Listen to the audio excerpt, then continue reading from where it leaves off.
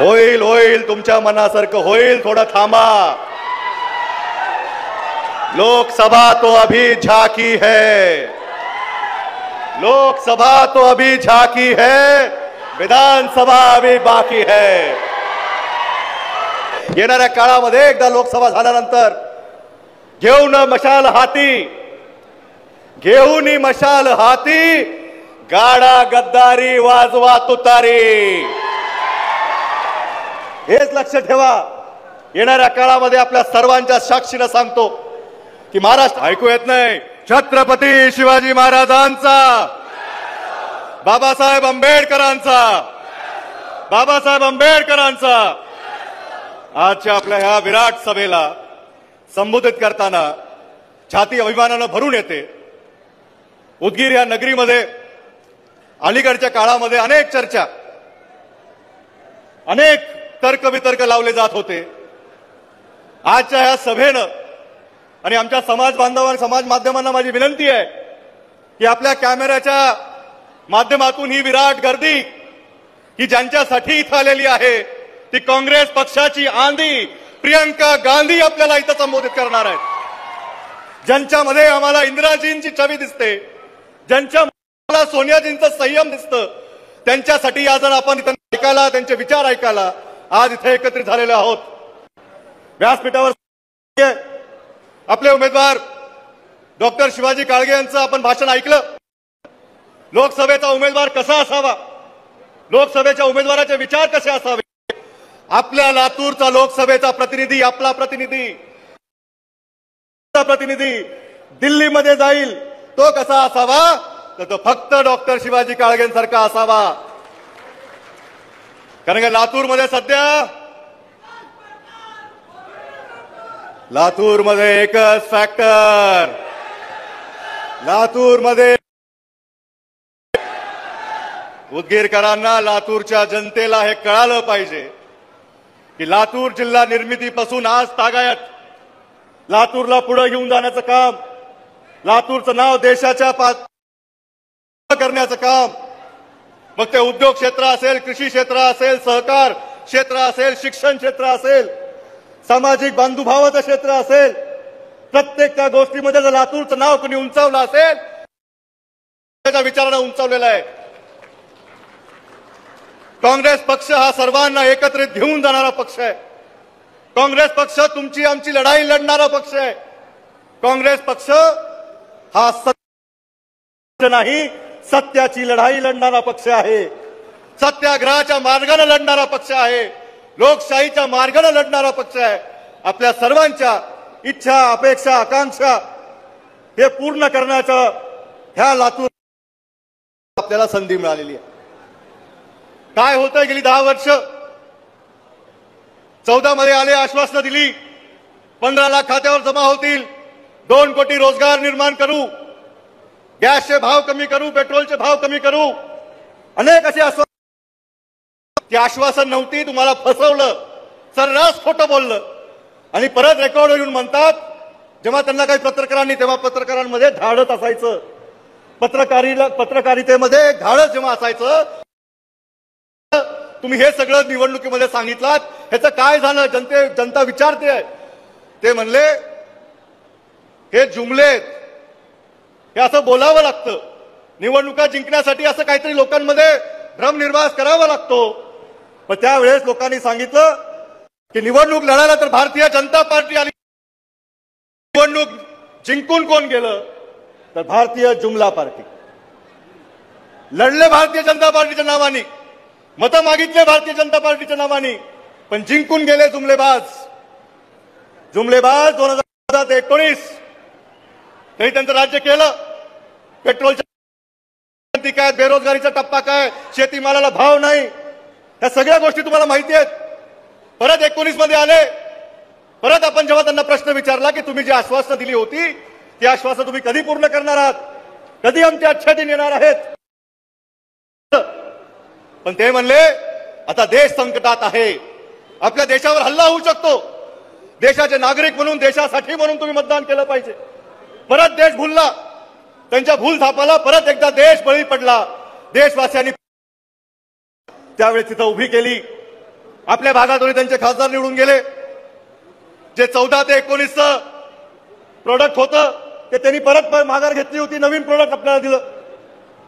आणि 19 ते 24 जे प्रोडक्ट आपल्या भागामध्ये फिरतंय ते इथून जास्त लांबचं नाहीये.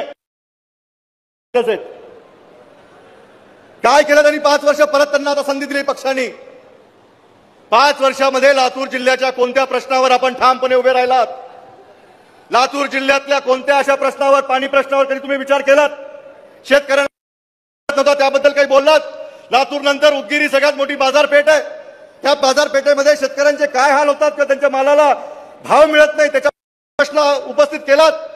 पंजाबच्या बॉर्डरवर जे शेतकरी आंदोलन करतायत कधी संसदेमध्ये तुम्ही तुमच्या कृषी मंत्र्याला प्रश्न केले?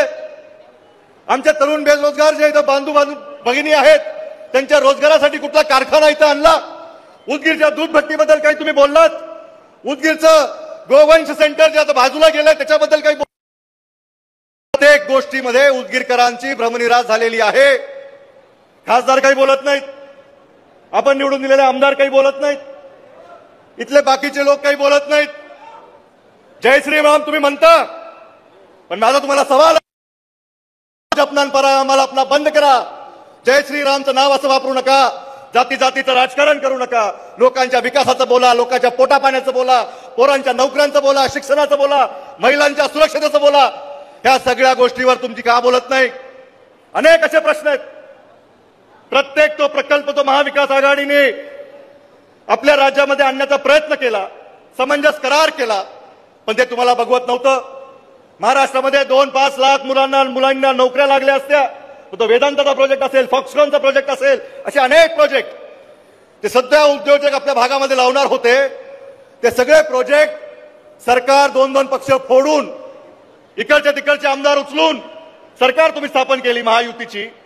आणि त्याच्यानंतर आल्यानंतर पहिलं काय केलं? महाराष्ट्राच्या हक्काचं, महाराष्ट्राच्या अधिकाराचं, महाराष्ट्राच्या तरुणांच्या हाताला नोकरी देणारं हे सगळे प्रकल्प, सगळे प्रोजेक्ट तुम्ही गुजरातला पाठवले. आज परत बातमी आली की जर कांदा निर्यात करायची असेल तर गुजरात सरकारच्या माध्यमातून निर्यात करता येईल. का कांदा निर्यात करायचे तर आमच्या ह्या भागातल्या शेतकऱ्यांचा निर्यात का होत नाही कांदा? का महाराष्ट्र निर्यात करू शकत नाही? महाराष्ट्राकडे पोर्ट नाहीयेत, महाराष्ट्राकडे कुठं जहाज नाहीयेत? हे प्रश्न आपण विचारले पाहिजे. सध्याचे विद्यमान खासदार आणि त्यांच्या पक्षाला, ज्यांचा पक्ष हा शेतकऱ्याच्या जीवावर उठलेला आहे, हा शेतकरी संपवायला उठलेला आहे. शेतकरी त्यांना ठेवायचाच नाही, जगू द्यायचा नाही, त्यांना फक्त मजूर वर्ग करायचा आहे. गुजरातमध्ये जाऊन सांगतात आम्ही बुलेट ट्रेन आणणार, आम्ही वेदांता आणणार, आम्ही फॉक्सकॉन आणणार, आम्ही मोठे मोठे प्रकल्प आणणार गुजरातमध्ये. गुजरात देते किती खासदार? 25. पण यूपी, बिहार, चेन्नई, महाराष्ट्र ज्याच्यातून जवळपास 200 खासदार निवडून जातात त्या भागामध्ये काय म्हणतात? अजून 5 वर्षासाठी तुम्हाला 5 किलो धान्य मोफत देतोय. अहो आमच्या मनगटात एवढी ताकद आहे, तुम्ही मोफत देऊ नका. आम्ही आमच्या जनतेला आणि देशातल्या 40 देशामध्ये पाठवायची एवढी क्षमता आमच्यामध्ये आहे. आम्हाला जर काही पाहिजे असेल तर आमच्या सिंचनाची व्यवस्था नीट करा. आम्हाला जर काही पाहिजे असेल तर आमच्या मुलांना इथं नोकऱ्या देण्याची व्यवस्था करा. गेली 7 वर्ष लातूरमध्ये बोगीचा कारखान्याचं उद्घाटन करून बसलेत, पण एकही भरती लातूरकरांची तिथे झाली नाही. हा प्रश्न विचारायची निवडणूक आहे. आम्ही डॉक्टर काळगेला सांगितलंय सभागृहामध्ये पहिल्यांदा आपण गेल्यानंतर पहिला प्रश्न की ही भरती जी मराठवाडा रेल कोच फॅक्टरीची आहे त्याच्यामध्ये जास्तीत जास्त मुली लातूरच्या लागल्या पाहिजेत. हा प्रश्न आपण तिला मांडला पाहिजे. हा कारखाना आमच्या हक्काचा आहे, आमच्या बांधावर आहे. तर आमच्या भागामध्ये नोकऱ्या निर्माण होणार असतील आणि केंद्र शासनाचा प्रोजेक्ट असेल तर तुम्ही तो प्रश्न मांडला पाहिजे. अलीकडे मोठे मोठे हायवेचे काम होतात. विकास करण्यासाठी आम्ही हे केलं, विकास करण्यासाठी आम्ही ते केलं. भाषणं दिली जातात, लोकांसमोर भूलथापा मारल्या जातात. विकास म्हणजे काय? यांच्या विकासाचं मॉडेल फक्त रस्ते करणे, कॉन्ट्रॅक्टरला बगल बच्चांना बरोबर घेणे आणि त्यांना कमिशनवर सगळे हे कॉन्ट्रॅक्ट वाटणे, हा त्यांचा विकास आहे. ह्या विकासासाठी ते जागतिक बँकेकडून कर्ज घेतात. तो कर्ज आम्ही तुम्ही जीएसटीच्या माध्यमातून भरतोय, लक्षात घ्या. तुमच्या खिशावर जी कात्री आज पडते त्या जीएसटीच्या माध्यमातून हे जागतिक बँकेचं कर्ज घेतात आणि हे सगळं कर्ज घेऊन यांच्या कॉन्ट्रॅक्टर मित्रांना देतात आणि आपल्याकडून वसुली करतात. 70 वर्षामध्ये काय केलं हे विचारतात. 17 वर्ष लागली काँग्रेस पक्षाला. 55 वर्ष काँग्रेस पक्षाने या देशामध्ये राज्य केलं. स्वातंत्र्य मिळवण्यापासून या देशामध्ये टाचणी देखील बनत नव्हती. त्या देशामध्ये प्रत्येक कारखाना आज आपल्या हक्काचा आहे. इथं रेल्वे बोगीचा कारखाना आहे, गाड्यांचा कारखाना आहे, मोबाईल फोनचा कारखाना आहे, इस्रो सारखे सॅटेलाइट बनवणारा कारखाना आहे, मंगळावर यंत्र पाठवण्याचा कारखाना आहे. हे सगळं कुठून तयार झालं? जेव्हा मनमोहन सिंगांनी 2014 मध्ये सत्ता परिवर्तन झालं त्यावेळेस या देशावर फक्त 50 लाख कोटी रुपयाचा कर्ज होता. 70 वर्ष लागली देशाला 50 लाख कोटी कर्ज काढण्याची. आणि कर्ज कशासाठी काढलं? तुमच्या विकासाच्या कामासाठी. हे कारखाने, एम्स, IIT, भेल, हे सगळे PSU युनिट उभा करण्यासाठी हे कर्ज लागलं. पण 14 ते 24 ह्या कालखंडामध्ये ह्या देशावर तुमच्या आमच्या डोक्यावर ते सांगतात ना भाषण करून 140 कोटी लोकांचा हा देश आहे. 140 कोटी लोक म्हणजे मुलाबाळासहित जे कोणी आज या देशामध्ये श्वास घेतोय भारतीय म्हणून ते 140 कोटी जनतेच्या डोक्यावर आज 2,05,00,000 कोटी रुपयाचं कर्ज या देशाने उचललेलं आहे. आपण हे लक्षात घ्या. तुमच्या आमच्या डोक्यावर, आमच्या मुलांच्या डोक्यावर 1.5 लाख रुपये कर्ज आहे. हे कर्ज कोण फेडणार आहे? आणि कर्ज तुम्ही घेतल्यानंतर आमच्या गॅसचे भाव 1200च, आमच्या पिकाला भाव नाही, आमची पोरं बेरोजगार आहेत. मग हे कर्ज घेतलेले पैसे गेले कुठं? ह्याचंही उत्तर तेच देतात. तुम्ही विचार करा, ह्या देशाच्या गेल्या 10 वर्षामध्ये सगळ्यात श्रीमंत लोकांची जर यादी आपण बघितली त्यातल्या एक व्यक्तीच्या अंगावर किंवा एक व्यक्तीचा नेटवर्थ, त्याची मालमत्ता किती असावी? भारत देशामध्ये 140 कोटी जनतेपैकी एका व्यक्तीची मालमत्ता किती असावी? 10 लाख कोटी एका व्यक्तीचे. इथं बसलेल्यांनी किती लोकांच्या खात्यावर 1 लाख आज पडून जर हातवर कोण सांगावं? आपल्या सगळ्यांकडे 1 लाख रुपये नाहीत, पण त्याच्या एका मित्राकडे 10 लाख कोटी एवढी संपत्ती कशी जमा झाली? आणि हे गेल्या 10 वर्षात झाली. सगळे कॉन्ट्रॅक्ट घ्यायचे, त्यांना द्यायचे. तुमच्या शेतीमालाला भाव नाही, पण त्यांचे कारखाने चालले पाहिजेत म्हणून त्यांना आयात निर्यातीचे सवलती द्यायच्या. अनेक ह्या गोष्टी आहेत. सगळे मोठे उद्योग गुजरातला जातात. मग तुमच्या आमच्या मुलांनी काय करायचं? महाराष्ट्रात तरुण पिढीने काय करायचं? सुशिक्षित बेरोजगारांनी काय करायचं? गुजरातला जायचं काम शोधण्यासाठी का तिकडची लोक इथे येऊन त्या रेल्वे बोगीमध्ये काम करणार आहेत? आपण हा विचार, हा प्रश्न या निवडणुकीसमोर नेला पाहिजे. महिला सुरक्षता कुठं नेऊन ठेवलाय महाराष्ट्र माझा, असा प्रश्न विचारायचा सरकारला. आपल्या भागामध्ये लातूरमध्ये घटना घडली. आपल्यापैकीच ती एक माझी बहीण होती. तिच्या परिवारानं आणि सगळ्यांनी, लातूरच्या सगळ्या नागरिकांनी मागणी केली की त्या कुटुंबाला न्याय मिळाला पाहिजे, फास्ट ट्रॅक कोर्ट निर्माण झालं पाहिजे, SIT नेमली पाहिजे. पण ह्या जिल्ह्यातले सत्ताधारी करणारे, सत्ता करणारे पालकमंत्री असतील, इथले मंत्री असतील, इथले विरोधी पक्षाचे आमदार असतील, कुणी एक शब्द ब्रह काढला नाही.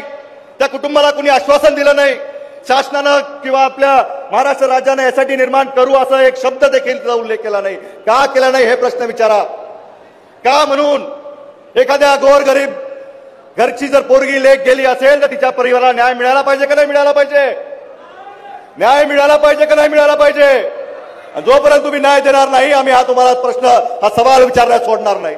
त्या मुलीला न्याय मिळवून द्यायचा आहे, त्या कुटुंबाला न्याय मिळवून द्यायचा आहे. हे महाराष्ट्राची संस्कृती नव्हती. महाराष्ट्राची संस्कृती छत्रपती शिवाजी महाराजांनी निर्माण केलेली संस्कृती आहे. स्वराज्य निर्मिती. स्वराज्यामध्ये काय सांगितलंय?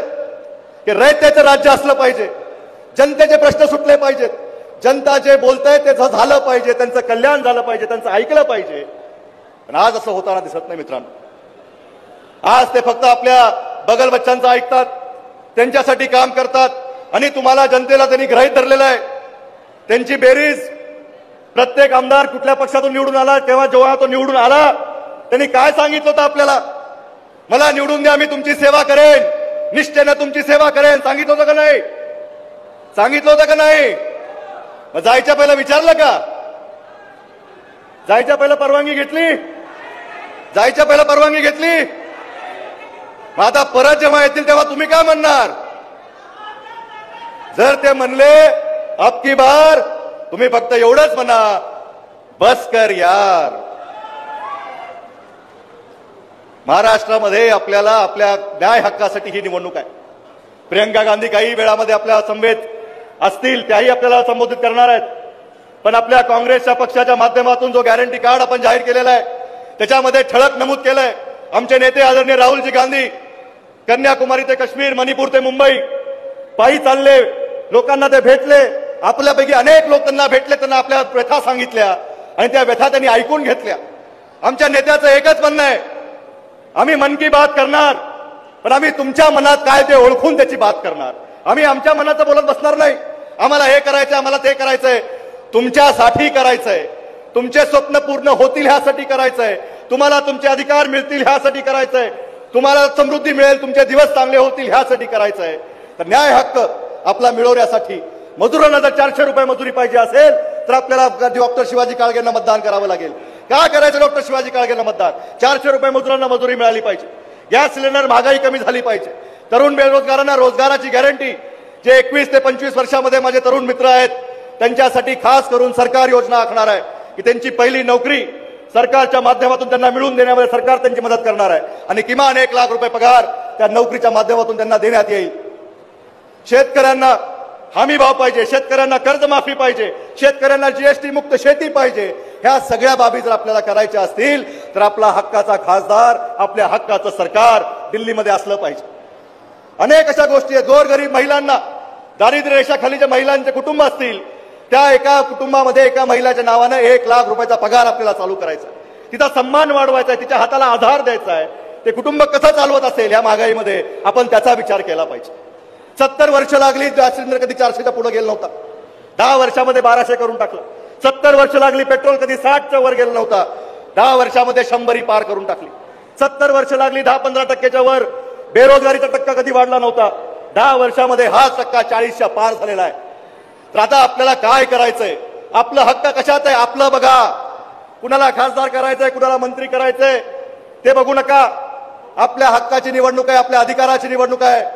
जे अधिकार आपल्याला संविधानाने दिलेले आहेत, जे अधिकार आपल्याला बाबासाहेब आंबेडकरांनी दिलेले आहेत, जे संविधान आपल्या भारत देशाने आपल्याला दिलेला आहे, तो संविधान टिकवायचा असेल तर ह्या वेळेस 7 तारखेला पंजा समोरचं बटन आपल्याला दाबावंच लागणार. दाबणार का नाही दाबणार? जरा हात वर करून सांगा. मागचे पण. ही ताकद, ही शक्ती, हा विचार, हा निर्धार, हा निश्चय येणाऱ्या 7 तारखेला आपल्या सर्वांच्या साक्षीनं आपल्या आपल्या मतदान केंद्रावर जाऊन आपण सर्वांनी हा विजय खेचून आणावा लागेल. कारण का ते लोक म्हणतायत की येणाऱ्या काळामध्ये ये तो अभी ट्रेलर है. 10 वर्ष ट्रेलर दाखवलाय. विचार करा, जर ह्यांचा पिक्चर बघावा लागला तर हॉरर पिक्चर पेक्षा कमी नसेल. हा जर पिक्चर लागला तर आपलं काय होईल हा विचार करा. ह्यांच्या नादी लागलो तर देश 2 लाख कोटीनं कर्जबाजारी होतोय. प्रत्येक ती संस्था जी या देशाची होती, या देशाची मालमत्ता होती, या जनतेची मालमत्ता होती, की गेली 10 वर्ष त्यांनी त्या सगळ्या संस्था विकल्या, सगळ्या संस्थांचा लिलाव केला. प्रत्येक गोष्टीमध्ये मोठे मोठे प्रोजेक्ट करायचे, लाख 2-2 लाख कोटीचा कर्ज काढायचा आणि त्याच्यावर परत रस्ता करायचा, बुलेट ट्रेन करायचा, पण त्याचं तिकीट आपल्याकडूनच काढायचं, त्याच्यावर टोल आपल्याकडूनच घ्यायचा. कुणी समृद्धी महामार्गावर गेले का? इकडून समृद्धी महामार्गावर किती रुपयाचा टोल आहे? 5000. विचार करा, किती? 500. प्रत्येकाकडून 500-1000 रुपयाचा टोल ते वसूल करत असतील तर हे 1 लाख रुपये तुमच्या विकासाचे कसे? एकीकडे विकास सांगायचा, कॉन्ट्रॅक्टरचे खिशे भरायचे आणि तुमच्या आमच्याकडून गोरगरीब जनतेकडून वसूल करायचे. सोयाबीनची किंमत 10 वर्षापूर्वी देखील 4000 होती. 2014चा ही बाजार समिती किंवा बाजारपेठेमध्ये आपण जाऊन विचारलं, पुढे आहेत का आमचे बाजार समितीचे? पुढे 10 वर्षापूर्वी 2014ला 4000, आजही 4000च आहे. पण विचार करा, लागवडीचा खर्च किती पट वाढला. ते म्हणले होते दाम दुप्पट करू, पण लागवडीचा खर्च दुप्पट झाला. डीएपी खत 400चं असायचं, 1200चं केलं आणि त्याच्यावर म्हणतात आम्ही तुम्हाला सबसिडी देतोय. सबसिडी शेतकऱ्याला देत नाहीयेत. सबसिडी तुमच्या नावानं त्या उद्योगपत्याला देत आहे, ज्याची ती बॅग आहे. त्या बॅगवर लिहून येत आहे की आम्ही तुमच्या नावानं त्यांच्या खात्यावर जमा करतोय. सांगायचं तुमचं आहे, तुमच्या पदरात पडू द्यायचं नाही. माझा सरकारला सवाल आहे, 8-8 महिने गोरगरिबांच्या पगारी होत नाहीत, तर ह्यासाठी कधी कर्ज काढलेलं ऐकलंय का आपण? की सरकारनं गरिबांच्या पगारी वेळेत व्हाव्या म्हणून 10-20 हजार कोटीचं कर्ज काढलं, लोकांची पगार केली. शेतकरी जेव्हा पीक विमा मागायला जातो, कधी आपण ऐकलंय का सरकारने 5-10 हजार कोटीचं कर्ज काढलं पण विम्याची रक्कम शेतकऱ्याच्या खात्यावर जमा केली? कधी ऐकलंय का? शेतकऱ्याच्या मालाला भाव मिळत असेल तर सरकारने 2-3 हजार 10 हजार कोटीचं कर्ज काढलंय पण हमी भाव मध्ये खरेदी केलंय. कधीच आपण हे ऐकणार नाही. पण आपण काय ऐकतो की काही जे उद्योजक कारखाने लावून बसलेले आहेत त्यांची सोय व्हावी म्हणून शेतकरी आज जर कमी भावामध्ये आपला माल विकायला, स्वाभिमानानं माल विकायला बाजारामध्ये येत नसेल तर 1-1 लाख कोटीचा माल आयात केला जातो. दुसऱ्या देशातून 1 लाख कोटी आपल्या देशातले तुमचे आमचे पैसे हे बाहेरच्या देशात पाठवायला लागलेत. कुणाचा विकास करायचा ह्यांना? मतं तुमची घ्यायची आहेत, पण देशाचा विकास तिकडचा करायचा आहे. मतं तुमची घ्यायची आहेत, कारखाने गुजरातला पाठवायचे. मतं तुमची घ्यायची आहेत, बेरोजगार तुम्हालाच करायचं आहे. मतं तुमची घ्यायची आहेत, खिशावर कात्री तुमच्याच मारायची आहे. आता तरी जागे व्हा. जागे झालात का नाही? जोश कायम ठेवा. अवघ्या काही मिनिटांमध्ये आपल्या प्रियंका गांधी आदरणीय नेत्या आपल्या समवेत असणार आहेत. त्यांना उदगीरची ताकद कळाली पाहिजे, त्यांना उदगीरचा विचार कळाला पाहिजे. उदगीरकरांनो, तुम्ही जे ठरवलंय की 7 तारखेला तुम्ही काय करणार आहात, अपने हाथ से इस बार 7 तारीख को बटन दबाओ, बटन दबाओ, बटन दबाओ. या माध्यमांना कळू द्या की हे उदगीर आहे पिल्लू. ह्याच जोशाने आपल्याला पुढच्या आपल्या नेत्यांचं स्वागत करायचं. अनेक प्रश्न आहेत, अनेक गोष्टी आहेत. स्थानिक राजकारणावर मी आज जास्त काही बोलणार नाही, तुम्हाला सगळं माहिती आहे. 400 पार 400 पार 400 पार 400 खुर्च्या भरायला घाम आला होता. आला होता का नाही? खुर्च्या भरता येत नव्हत्या आणि म्हणतायत 400 पार. खासदारात प्रचारात फिरतायत, 400 कार्यकर्ते मागे नाही आहेत, कुणी नाही त्यांच्या मागे. बरोबर आहे, त्यांच्यासाठी एकच गाणं आठवतंय. त्यांचा प्रचार बघितल्यानंतर एकच आठवतंय, अकेला हूं यारो, ना घर है ना ठिकाना, यूं ही चलते जाना है, यूं ही चलते जाना है. आता चलते चलते परत ते एकटेच आहेत, त्यांना एकट्या एकट्याने कडकडनं अभय कुठे? हा,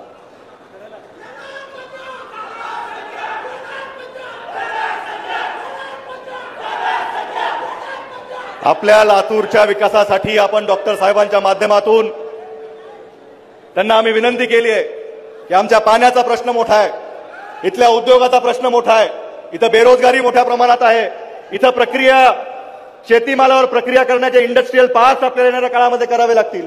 ते उद्योग आपल्याला इथं आणावे लागतील, त्यासाठी पाणी कमी लागणार आहे. ते स्वतः डॉक्टर आहेत. आम्ही मागे महाविकास आघाडी सरकार असताना भैयांच्या माध्यमातून सरकारसमोर असं निवेदन केलं होतं राज्य शासनाच्या, इथं मेडिकल पार्क व्हावा, औषधी निर्माण करणारे कारखाने व्हावे, त्याला कमी पाणी लागतं. तर डॉक्टर तुम्ही आहात, तुम्हाला याच्यामध्ये जास्त अभ्यास असेल, माहिती असेल. तुमच्या माध्यमातून मराठवाड्यासाठी एखादा एम्स, IIT येणाऱ्या काळामध्ये आपल्याला आणायचं. आम्ही सर्व तुमच्या मागे उभे राहणार आहोत.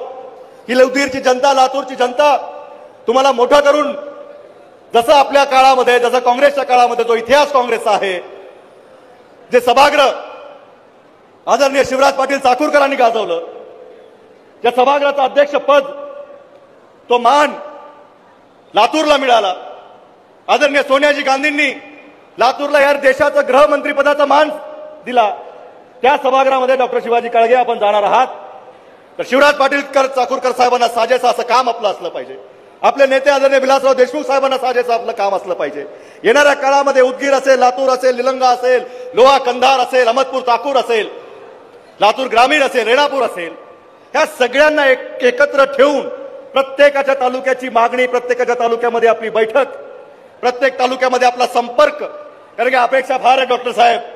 गेली 10 वर्ष ह्या लोकांना खासदार काय होता, खासदार काय करू शकतो, खासदार कसा असावा याचा विसर पडलाय. सर्व उच्च सभागृहामध्ये गेलेला आपला सदस्य त्याचं काम कसं असलं पाहिजे, आपल्या देशाच्या सगळ्या योजना आपल्या भागामध्ये कसं असलं पाहिजे. साहेबांचं ब्रीद वाक्य असायचं, जे जे नवं ते लातूरला हवं. आता लातूरला नवा खासदार हवाय का नाही?